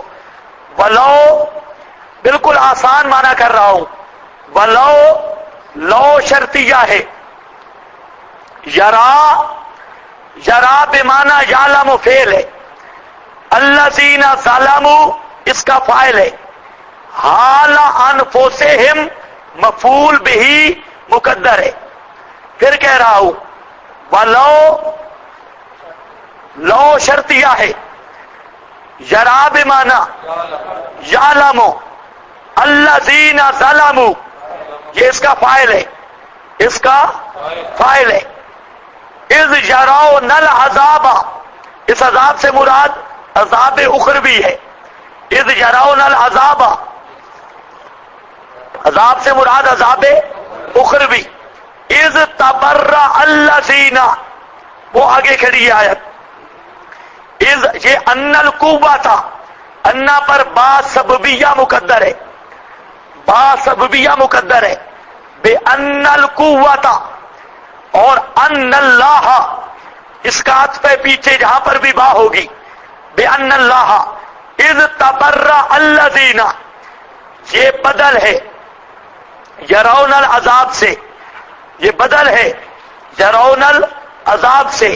پھر کہہ رہا ہوں کہ بلو لو شرطیہ، یرا یعلم فعل، الذین ظلموا اس کا فاعل، اذ یرون العذاب سے اخروی عذاب مراد، انا پر با سببیہ مقدر، بے ان القوۃ، ان اللہ شدید، اور اذ تبرأ الذین اتبعوا من الذین اتبعوا یہ بدل ہے اذ یرون العذاب سے۔ یہ ترکیب سمجھ آ گئی ہے، اذ یرون العذاب سے۔ اب میں ایستا ایستا اس کا معنی کرتا ہوں اسی تقریر پر، لو اگر، لو اگر، یر الذین اگر جانتے، اگر دیکھتے یعنی جانتے، یہ یعنی جانتے کیوں کر رہا ہوں؟ جراب مانا یعلمو، اگر دیکھتے یعنی جانتے، الذین ظلموا مشرک، الذین ظلموا مشرک، اگر دیکھتے یعنی جانتے مشرک کس چیز کو؟ حال انفسہم، حال انفسہم اپنی جانوں کے حالات کو، اپنے بارے کے اپنے حالات کو، اپنی جانوں کے حالات کو، کب؟ اذ یرون العذاب، کب؟ جب دیکھیں گے قیامت والے عذاب کو، جب دیکھیں گے قیامت والے عذاب کو، اور اذ یرون العذاب جب دیکھیں گے قیامت والے عذاب کو، ہاں بھئی کیا جانتے؟ بے انل، اچھا نہیں، کیا جانتے؟ اپنی جانوں کے حالات کو۔ کب دیکھیں گے قیامت والے عذاب کو؟ عذاب کو یعنی بدل والا معنی کرو، یعنی جب پیر چوک چھڑا جائیں گے، یعنی جن کو پوجا وہ برات کا اعلان کر دیں گے، وہ برات کا اعلان کر دیں گے۔ کاش، کاش نہیں، اگر دیکھتے مشرک، جب کیا دیکھتے بھئی؟ اپنی جانوں کے حالات۔ کب؟ جب قیامت کے عذاب کو دیکھیں گے، یعنی وہ قیامت کا عذاب کیا ہوگا؟ یعنی پیر مریدوں سے برات کر لیں گے، یعنی جب پیر مریدوں سے برات کر لیں گے، اور اس لیے کہ ساری قوت اور طاقت اللہ کی ہوگی، بسبب اس کے کہ ساری طاقت اور قوت اللہ کی ہوگی۔ جب یہ اگر دیکھتے تو لما فعلو، اب جزا لگانی ہے، لما فعلو تو یہ شرک نہ کرتے، یہ شرک نہ کرتے۔ پھر دیکھ لو، کوئی مسئلہ نہیں۔ لو شرطیہ، لو شرطیہ مانا دیکھو، اگر دیکھتے یعنی اگر جانتے، مشرک کس چیز کو جانتے؟ اپنی جانوں کے حالات کو۔ کب؟ جب دیکھیں گے قیامت والے عذاب کو۔ قیامت کا عذاب کیوں دیکھیں گے؟ نہیں جانی تو مانا کرو بدل والا آگے لگے گا نا۔ یہ جو بے انل قوت ہے، اس کی دونوں طرح کر سکتے ہو، پہلے بھی وجہ بیان کر سکتے ہو، بعد میں بھی اس طرح بھی کر سکتے ہو، اس لیے کہ ساری قوت اللہ کی ہے۔ عذاب کیوں دیکھیں گے؟ علت ہے نا، اس لیے کہ ساری قوت اللہ کی اور اللہ شدید العذاب ہے یہ۔ اور وہ عذاب کیا ہے؟ یعنی وہ عذاب کیا ہے؟ یعنی جب پیر مریدوں سے برات کر لیں گے، پیر مریدوں سے برات کر لیں گے جی، اس کو دیکھتے جانتے ہوتے تو شرک نہ کرتے۔ آیت کا مطلب کیا ہے؟ اللہ فرماتے ہیں قیامت کے دن دنیا میں جن ہستیوں کو پوجتے رہے اور جن کے سفارشوں پہ اعتماد رکھتے رہے مشرک لوگ، اگر مشرکوں کو یہ پتا ہوتا کہ قیامت کے دن وہ ہستیاں منکر ہو جائیں گی اور برات کریں گی، دشمنی کا اظہار کریں گی، تو کبھی بھی ان کی قبروں کو نہ پوجتے۔ مشرکوں بیچاروں کو پتا نہیں کہ قیامت کے دن جن بابوں کی پوجا ہو رہی ہے، یہ بابے بھی ہمارے دشمن بن جائیں گے اور برات کا اعلان کریں گے۔ اگر مشرک کو پتا ہوتا کہ قیامت کے دن جن ہستیوں کو پوج رہے ہیں یہ بھی ہمارے دشمن بن جائیں گے، لما فعلوا، کبھی بھی وہ ان کی پوجا پاٹ نہ کرتے۔ دوسرا معنی ہے لو تمنی، تمنی، لیکن لو تمنی صرف اتنا فرق ہے کہ اس تبرہ جملہ مستانفہ بنے گا، اس کا ماقبل کے ساتھ کوئی تعلق نہیں۔ اور جرون العذاب سے عذاب دنیاوی، عذاب دنیاوی، عذاب دنیاوی معنی کیا ہوگا؟ آرزو، کاش، لو، کاش دیکھتے مشرک لوگ جب دیکھتے ہیں دنیا کے عذاب کو، کاش جانتے، اس صورت میں بھی جرا بمعنی یعلم ہوگا، کاش دیکھتے یعنی جانتے ہوتے مشرک جب دیکھتے ہیں دنیا کا عذاب، کس چیز کو؟ بِأَنَّ الْقُوَّةَ لِلَّهِ، بَأَنَّ اللَّهَ شَدِيدُ الْعَذَابِ، کہ ساری طاقتوں کا مالک صرف اللہ ہے اور عذاب دینے والا بھی صرف اللہ ہے۔ ہمارے پیر فقیر یہ طاقتوں کے مالک نہیں، طاقتوں کا مالک صرف اللہ ہے۔ اگر مشرکوں کو یہ پتا ہوتا جب اللہ دنیا میں عذاب دیتا ہے، کاش مشرک سبق حاصل کرتے اور انہیں پتا چل جاتا کہ ساری طاقتوں کا مالک کون ہے؟ اللہ۔ یہ آسان معنی ہے۔ لو بھی معنی آرزو، مطلب ہے کاش جان لیتے مشرک جان لیتے مشرک کب؟ اذ یرون العذاب، جب دنیا کے عذاب دیکھتے ہیں، دنیا کا عذاب آتا ہے، زلزلہ آتا ہے، اور اسی طرح سیلاب آتا ہے یا اور آندیاں آتی ہیں، اللہ فرماتے ہیں مشرک کو سوچنے کا ایک وقت ملتا ہے، اس وقت تو مشرک بھی کہتا ہے کہ اللہ کے سوا کار۔ ہمارے ایریا میں دریا ہے سندھ، دریائے سندھ، تو دریائے سندھ نے نیچے سے زمین کاٹنی شروع کر دی اور وہ کئی میلوں تک کاٹتا کیا، تو آگے قبرستان آ گیا، بہت بڑا قبرستان تھا کئی کلومیٹروں پر، اور وہاں پر 7 پیروں کے مزار تھے۔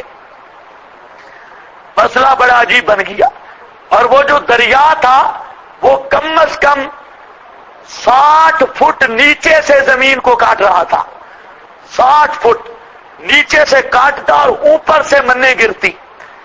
ہم وہاں پر چلے گئے، سارا کلور کوٹ کا ایریا، مشرکوں کا ایریا، اور بڑے بڑے مشرک ہیں وہاں، ہم وہاں پر چلے گئے، جا کر دیکھا وہ 1 منٹ میں 10 12 قبریں گرتی تھی۔ وہ کوئی کدھر سے جا رہی ہے، کوئی بہت تیز تھا نا، پتہ نہیں ہم اس کو کہتے ہیں ڈھا، دریا دی ڈھا، پتہ نہیں آپ کیا کہتے ہیں، نیچے سے پانی کاٹتا ہے اور منوں کی منیں اور پورے ایریا کو دباتا ہے۔ تو بہرحال وہاں پر 7 پیر ہے اور ان کی پوجا ہوتی۔ میرا ایک ماموں ہے، سگا ماما تو نہیں ہے لیکن ہے مامے کا چچا زاد ہے، لیکن اس طرح سمجھو بھئی وقت کا ابو جہل ہے، بہت کٹر مشرک ہے۔ کہتا ہے وہاں پر جو پیر فخر اللہ ہے، یہ مجھے خواب میں آیا کہ میں آپ کو زیارت کراؤں گا، بڑا پیر وہاں مزار پیر فخر اللہ کا ہے، یہ میں زیارت کراؤں گا۔ تو میں نے کہا ٹھیک ہے، وہاں پہنچ گئے، زنانیاں آئیں، پیر کی قبر کے قریب پانی پہنچ چکا تھا، وہ زنانیاں چند ہم وہاں کھڑے تھے تو پہلے وہ کہتی رہے یا سلطان فخر اللہ، اے پیرا، اے سلطان فخر اللہ، تو مدد کر، تو امداد کر۔ جب آگے آ کر کھڑی نا تو بہت بڑی من نیچے گری، بہت بڑی من، تو اپنی بولی میں کہتی ہے تے سلطانہ ملتانہ دا کم نہیں، تے سلطانہ ملتانہ دا کم نہیں۔ یہی آیت میں یہی فطرت کی آواز ہے۔ اللہ فرماتے ہیں کاش جب مشرکوں کو میں پکڑتا ہوں دنیا میں، اس وقت یہ سمجھ لیتے کہ ساری طاقتوں کا مالک اللہ ہے، ان کے معبود کچھ کر سکتے ہوتے تو جن کے نام کی 11ویں 12ویں 13ویں دیتے ہیں تو وہ ان کو بچا لیتے نا، لیکن مشرک کی عقل الٹی ہوتی ہے، یہ ساری باتیں دیکھ کر بھی اللہ کی توحید اس کے عقل میں نہیں آتی۔ آیت کا یہ معنی ہے وَلَوْ يَرَى الَّذِينَ ظَلَمُوا إِذْ يَرَوْنَ أَنَّ الْقُوَّةَ لِلَّهِ جَمِيعًا وَأَنَّ اللَّهَ شَدِيدُ الْعَذَابِ۔ ہمارے استاد تھے وہاں ایک مشرک، عربی ٹیچر تھے، تو میں نے پوچھا اس سے غلام حسین رضوی، تو میں نے پوچھا، میں نے کہا استاد جی تم تو کہتے ہو بڑے امدادیں کرتے ہیں، تو وہ جب میرا ماموں بھی آیا اور وہ پوری مزار انہوں نے کھودا، SHO وہاں کا وہ پکا اشاعتی تھا، تو وہ دوسری جگہ پہ دفن کرنا چاہتے تھے، تو وہ سارے لوگ اکٹھے ہو گئے، ادھر تو پانی آ گیا بھئی پیر کی میت کو منتقل کریں گے، تو پوری قبر انہیں اکھیڑی تو نیچے نکلی کوئی چیز نہیں، تو جو SHO تھا وہ کہتا اور نیچی کرو اور نیچی کرو، اس نے کوئی 100 فٹ قبر نیچے کھٹوائی، اس نے کہا ہو سکتا ہے پیر ادھر ہو۔ اب سارے مشرکوں کی حالت دیکھنے والی تھی، نیچے کوئی ایک وہ دیا ملا پرانا اور پتہ نہیں اور کوئی لوہے اور پلیٹیں تھی، نیچے چیز ہی کوئی نہیں تھی سلطان فخر اللہ کی جو بہت بڑا وہاں پر مشکل کشا تھا۔ اب مسئلہ بن گیا، باقی سلطان بھی نیچے کوئی نہیں نکلی، سارے ملتان بن گئے، وہ قبریں شبریں گر گئی، کوئی چیز بھی نہ نکلی۔ اب مشرک ہوئے پریشان، ہم نے کہا استاد جی یہ کیا؟ کہتے ہیں نہیں، صبح صبح کسی نے دیکھا ہے، انہوں نے ایسے تالی بھی لگائی ہے اور عرب بھاگ گئے، عرب چلے گئے۔ میں نے کہا نظریں نیازیں تم دیتے رہے، سارا کام تم کرتے رہے، لیکن پیر اچھے رہ گئے کہ وہابیوں کے پاس عرب چلے گئے ہیں جب مشکل وقت پڑا ہے، تو عرب میں تو سارے وہابی ہیں، تمہیں چھوڑ کر پھر بھی پیر خود چلے گئے وہابیوں کے پاس، تو اس کا مطلب ہے وہابی اچھے لوگ ہوتے ہیں، تمہیں تو انہوں نے پوچھا ہی نہیں، ساری نظریں نیازیں دیتے رہے۔ اسپیکر بھائی ٹھیک نہیں، کیا لگاتے ہو؟ لگاؤ، اس کی آواز صاف کرو تو ہے، سارا گلا خراب ہے۔ پیچھے آواز نہیں آ رہی تو پنکھے بند کر دو۔ ہاں بھائی چلو لگا، اگر صاف چلتا ہے تو۔ وَتَقَطَّعَ، اب دیکھو جی، اِسْتَبَرَّأَ الَّذِينَ، جب برات کا اعلان کر دیں گے، الَّذِينَ اتُّبِعُوا، وہ جن کی اتباع کی گئی، مِنَ الَّذِينَ اتَّبَعُوا، ان سے جن کی اتباع کی گئی، فَرَأَوُا الْعَذَابَ، اور دیکھیں گے عذاب کو، وَتَقَطَّعَتْ بِهِمُ الْأَسْبَابَ، اور ختم ہو جائیں گے سارے رشتے اور تعلقات۔ وَقَالَ الَّذِينَ، اور کہیں گے، اتَّبَعُوا، اب دیکھو اللہ فرماتے ہیں دنیا میں یہ جو مشرک ملا اور مشرک پیر، یہ ایک دوسرے کے ساتھ ان کی محبتیں ہوتی ہیں، اور یہ جب اکٹھے ہوتے ہیں جی پیر بھائی اکٹھے ہو گئے، مشرک ملا اور مشرک پیر، ان کی اپنی مریدوں کے ساتھ محبت، اِسْتَبَرَّأَ، تھوڑا کم کرو، اِسْتَبَرَّأَ، جب برات کر دیں گے، الَّذِينَ اتُّبِعُوا، متبوع لوگ، قیامت کے دن جب یہ مشرک ملا اور پیر آئیں گے، ادھر سے مرید آئیں گے، ان کا آمنا سامنا ہوگا۔ اتُّبِعُوا سے مراد کون ہے؟ متبوع، جن کی پیروی کی گئی، مِنَ الَّذِينَ، ان سے برات کریں گے، اتبعوا، مریدوں سے اور مقتدیوں سے، اور دیکھیں گے عذاب، جہنم سامنے ہوگی، اور یہ مرید کہیں گے یا اللہ ان پیروں نے ہمیں گمراہ کیا تھا، پیر کہیں گے یا اللہ ہمیں کوئی پتہ نہیں یہ بے ایمان کہاں سے بے ایمان بنے، ہمیں نے کوئی گمراہ نہیں کیا، ہمیں ان کے ساتھ تعلق ہی کوئی نہیں۔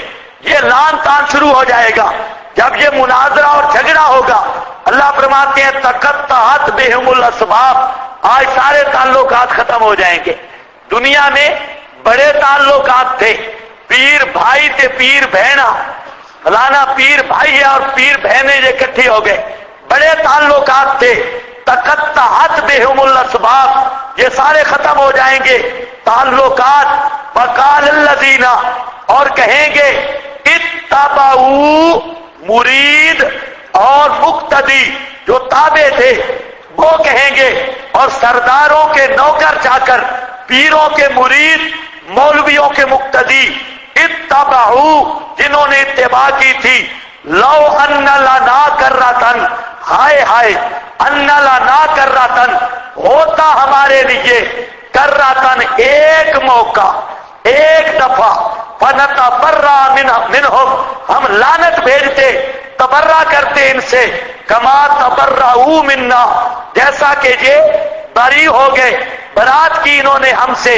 بھائی دنیا میں سمجھو مسئلہ، دنیا میں مشرک تھے نا بڑے بڑے، سردار بھی، پیر بھی، بڑے یہودیوں کے مولوی، عیسائیوں کے پیر، بڑے بڑے مشرک گزرے ہیں، ان کے مرید، تو اللہ فرماتے ہیں قیامت کے دن پیر مرید اکٹھے ہوں گے، بڑے مولوی، عیسائیوں کے پیر جو تھے وہ بڑے بڑے پیر تھے، وہ سارے مشرک یہ اکٹھے ہوں گے، اور یہاں پر جب آئیں گے سامنے، آمنے سامنے، اب پیر پہچان لیں گے مریدوں کو کہ یہ تو وہ گمراہ ہیں جن کو ہم نے گمراہ کیا تھا، ادھر مرید پہچان لیں گے ان کو کہ یہ وہ لوٹے ہیں جو ہمارے ڈٹکو جنہوں نے برداشت کیا اور ہم نے ان کو گمراہ کیا۔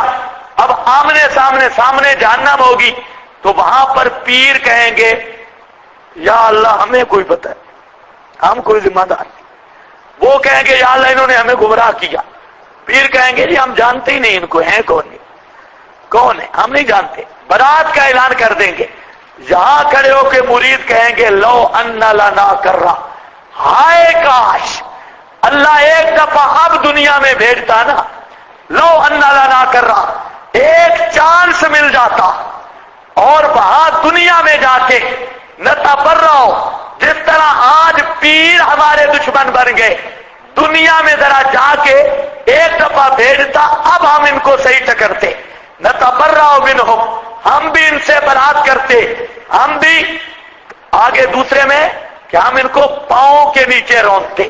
ایک دفعہ بھیج صحیح کما تبرؤ منا، جیسا کہ یہ بری ہو گئے ہم سے. کذالک، اللہ فرماتے ہیں یہ واقعہ ہونے والا ہے. کذالک کا معنی ہماری سرائکی میں صحیح ہے. کذالک کا زمانہ بات اسی طرح ہے، گل انجی ہے. کذالک یہ بات اسی طرح ہے. یریہم اللہ. اب اگلا سوال ہے، یا اللہ مشرک تو بڑے نیک ہوتے، کچھ سمجھے بھی ہو؟ یہ مشرک بیچارہ تو بڑا نیک ہے، صدقے دیتا ہے، تہجد پڑھتا ہے، اور وہ بڑے بڑے اعمال کرتا ہے. یہ مواحد تو کرتے ہی کچھ نہیں. مشرک بڑے صدقے دے گا، 11ویں 12ویں 40ویں، کل غیر اللہ کی نیازیں اور اللہ کے نام کی بھی خیراتیں، اللہ کے بھی سجدے، تہجدیں، سارا کچھ کرتا ہے. پھر ان کے اعمال کدھر جائیں گے؟ اللہ فرماتے ہیں کذالک یریہم اللہ اعمالہم حسرات. اسی طرح دکھائے گا اللہ پاک ان کے اعمال کو حسرات، خالی ارمان، نرے ارمان. قیامت کے دن جب مشرک آئیں گے ان کے اعمال بھی حسرت ہوں گے، ارمان ہی ارمان ہوں گے. دوسرے مقام پہ وہ ارمان کیسے ہے؟ فرمایا جس طرح پیاسا آدمی ہو، پیاسا آدمی، گرمی کی شدت ہو، اور گرمی کی شدت میں وہ جنگل میں بھاگ رہا ہے، اس کو دور سے پانی نظر آ رہا ہے، پانی ہے، وہ دوڑ کے وہاں جاتا ہے. وہ پانی تو نہیں ہوتا، وہ تو ریت کی چمک اور سراب ہوتا ہے. تو یہ مشرک کے اعمال کا سراب اس چمک کی طرح ہے. مشرک سمجھ رہا ہے نیکیاں کٹھی ہیں. اللہ فرماتے ہیں یہ جس طرح وہ پیاسا گرمی کی شدت میں دور سے ریت کو چمکتا سمجھ کے دریا سمجھ لیتا ہے کہ یہ دریا اور پانی ہے، یہی مثال ہے مشرک کے عملوں کی. کذالک یریہم اللہ، اسی طرح دکھائے گا اللہ پاک اعمالہم حسرات، ان کے اعمال، عبادتیں، تہجدیں، نمازیں، زکاتیں، حجیں، اور جتنے وہ اعمال کرتے تھے، حسرات علیہم، خالی ارمان ہی ارمان اوپر ان کے. اس دن ارمان لگے گا کاش عمل مقبول کوئی نہیں تھا، کرنا بھی نہیں تھا. یہ وما ہم بخارجین. اچھا یا اللہ اب وہ بھول گئے ہیں، یہ مشرک جہنم میں آ گئے، پیروں نے بھی ان سے دغا کیا، اعمال بھی کام نہیں آئے، تو اب ان بیچاروں کو کتنا عرصہ جہنم میں رکھے گا؟ فرمایا وما ہم بخارجین، اور نہیں ہوں گے وہ پیر بھی، مرید بھی، خارجین نکلنے والے، من النار آگ سے. فرمایا پیر بھی ہمیشہ آگ میں رہیں گے، مرید بھی ہمیشہ آگ میں رہیں گے.